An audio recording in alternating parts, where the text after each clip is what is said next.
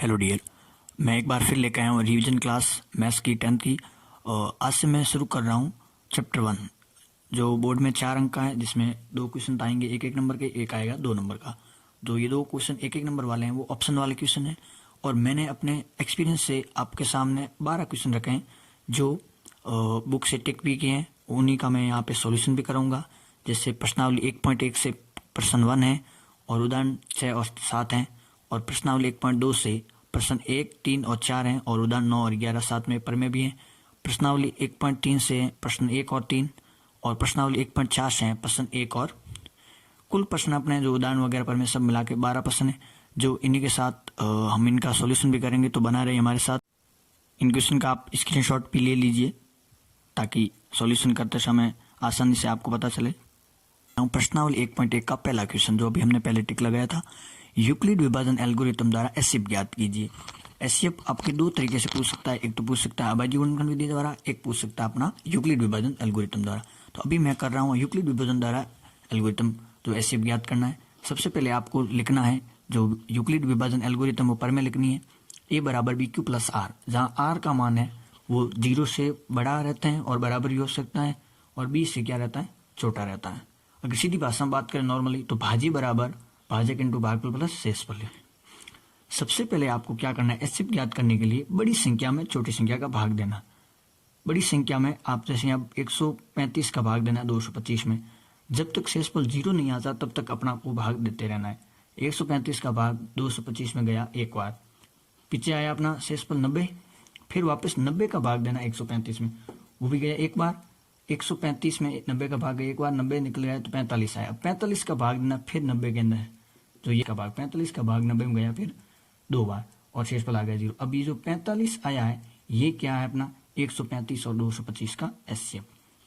हाँ, तो इसी में अगला उदाहरण में प्रश्नावली 1.6 का है जो भी हमने पहले किया था यूक्लिड विभाजन द्वारा एसएफ ज्ञात करना। अब है अपना 6 और 20 के अभाज्य गुणनखंड विधि से एचसीएफ और एलसीएम दोनों ज्ञात करना पूछ सकता है, मसअप है लसअप दोनों पूछ सकता है। तो पहले एचसीएफ ज्ञात कर रहा हूँ मैं। एचसीएफ ज्ञात करने के लिए आपको क्या करना है, जो भी संख्या दे रही है उन सबका अलग अलग अभाज्य गुणन करिए ताकि आपका आंसर इजीली निकल जाए। पहले मैं 6 का अभाज्य गुणन कर रहा हूँ, 2 का भाग देना है, 2 का नहीं जा रहा, 3 का देना है, 3 का नहीं जा रहा तो आगे से आगे संख्या देना भाग। तो यहाँ भी 2 का जा रहा है तो 2 का भाग 6 में गया 3 बार, 3 में जाएगा 3 का एक बार। इसी प्रकार 20 में देना है, 20 में 2 का भाग जाएगा 10 बार, 10 में 2 का गया 5 बार, और 5 में 5 गया एक बार। अब जो भी आया उनमें सबसे पहले आपको क्या करना है, जोड़ा बनाना है।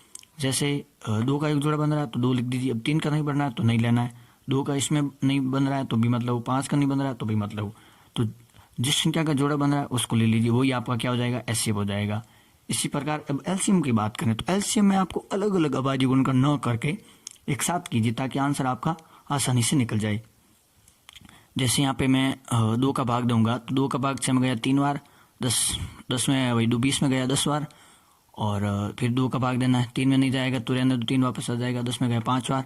अब छोटी संख्या कौन है, 3 है, 3 का भाग दो एक बार, 5 में नहीं जाएगा फिर 5 का दो एक बार। अब जो भी यहाँ अभाज्य गुणनखंड है, अभाज्य संख्याओं के टुकड़े आए उन सबको मल्टीप्लाई कर दो, और मल्टीप्लाई करके क्या आ जाएगा 60 आ जाएगा, 60 आ जाएगा, ये आपका क्या हो जाएगा, एलसीएम हो जाएगा। इसी प्रकार आपको अभाज्य गुणनखंड विधि द्वारा एचसीएफ और एलसीएम पूछे तो आप ऐसे कर सकते हैं। हाँ, तो प्रश्नावली 1.2 का क्वेश्चन प्रश्न पहला जो भी मैंने टिक लगाया था, अभाज्य गुणनखंड कीजिए।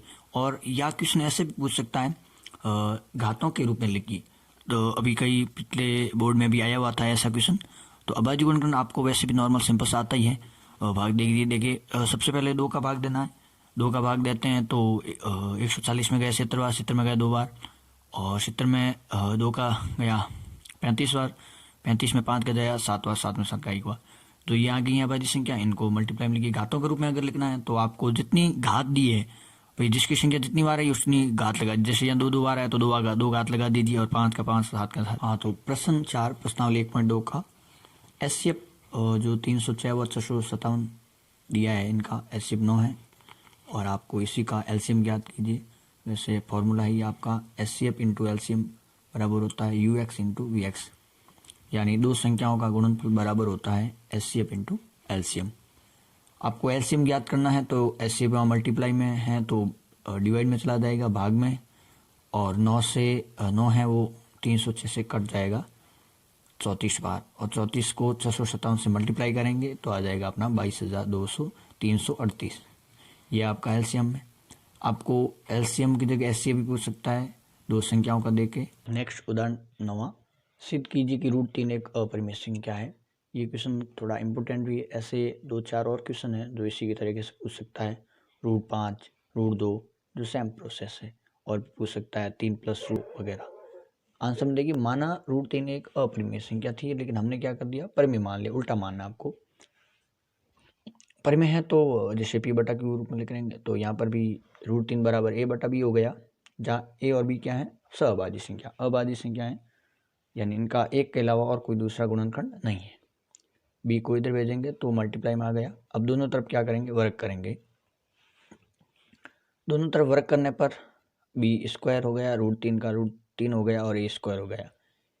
अब क्या है, यहाँ से देखिए आप, a² 3 से विभाजित कर रहा है और 3 भी, यानी a को भी कर रहा है, तो ये परिमेय है 1.3। अगर वर्गमूल को कोई संख्या विभाजित कर रही है तो उसके वर्ग को भी करेगी। अब हम यहाँ पे a बराबर क्या ले लेते हैं, 3c ले लेते हैं, जैसे एक पूर्णांक है। वही यहाँ पे अगर a का मान है 3c, वो रखते हैं यहाँ पे, तो स्क्वायर हो गया 3 का 9 और c का c² हो गया। अब 3 से 9 कट गया 3 बार, तो b² बराबर क्या आ गया, 3c²। यहाँ से भी क्या आ रहा है कि b² है वो क्या कर रहा है, 3 को विभाजित कर रहा है, और यहाँ a² 3 से विभाजित कर रहा है, यानी इसके एक के अलावा क्या आ गया, गुणनखंड आ गया। तो ये क्या है, जो हमने कल्पना की थी ये गलत है। तो अतः हमारी कल्पना गलत है। √3 एक क्या है, परिमेय संख्या ना है, एक अपरिमेय संख्या है। चैप्टर का कुछ इंपॉर्टेंट फैक्ट है वो भी मैं बता देता हूँ आपको, जहाँ से 1 नंबर के क्वेश्चन बनते हैं। परिमेय संख्या और अपरिमेय संख्या साथ आप जोड़ या बाकी करें या जोड़ या घटाव करें तो क्या मिलेगी, आपको अपरिमेय संख्या मिलेगी। और परिमेय संख्याओं के साथ आप चाहे गुणा या भाग करें और साथ में अपरिमेय तो भी क्या मिलेगी, हमें मिलेगी। और परिमेय प्लस परिमेय है तो आपको क्या मिलेगी, वैसे परिमेय ही मिलने वाली है। वैसे ये क्वेश्चन कई बार आपके हाफ ईयरली में पूछा है, और 1 नंबर का क्वेश्चन है जो फर्स्ट क्वेश्चन आता है बोर्ड में, वो भी यहाँ से बनने का चांस है। परिमेय प्लस परिमेय के साथ भी क्या मिल सकती है, जोड़ या घटाओगे तो भी क्या मिलेगी, परिमेय ही मिलेगी। हाँ, तो देखिए प्रश्नावली 1.4 का क्वेश्चन जो वास्तव में बहुत महत्वपूर्ण भी है, इंपॉर्टेंट भी है, बोर्ड में आने के चांस भी इसके ज़्यादा हैं। 1 नंबर का क्वेश्चन बनता है। वैसे यहाँ से दशमलव प्रसार ज्ञात करना, प्रकृति बतानी, शांत है या अशांत। तो इसके लिए आपको क्या करना है, किसी भी संख्या का प्रकृति बतानी है, परिमेय संख्या की, तो उसके लिए आपको हर का अभाज्य गुणनखंड करना है। और अभाज्य गुणनखंड में 2 की घात और 5 की घात में आना चाहिए, या 2 भी आते तो भी चलेगा, 5 की घात में आए तो भी चलेगा। जैसे यहाँ अपन लेते हैं 17/8। 17/8 में 8 का अभाज्य गुणनखंड करते हैं तो यहाँ सभी क्या आते हैं, अभाज्य गुणन में 2 आते हैं, तो इसकी प्रकृति क्या हो गई, शांत हो गई। जैसे यहाँ पे देखिए 15, 6/15, 15 के अभाज्य गुणनखंड करते हैं तो 3 और 5 आते हैं, लेकिन ये 3 आ गया तो इसकी प्रकृति क्या है, अशांत आवृत्ति है, और इसकी क्या है, शांत। और वैसे ये तो सभी परिमेय संख्याओं की बात होती है, अपरिमेय संख्याओं की प्रकृति होती है हमेशा अशांति होती है, ठीक है। तो और कई मैंने क्वेश्चन ऐसे भी लिए हैं जो 1-2 सेम क्वेश्चन है, तो मैंने उनको सॉल्यूशन नहीं करवाया, तो आप उनको जरूर प्रैक्टिस करिए। थैंक यू, धन्यवाद।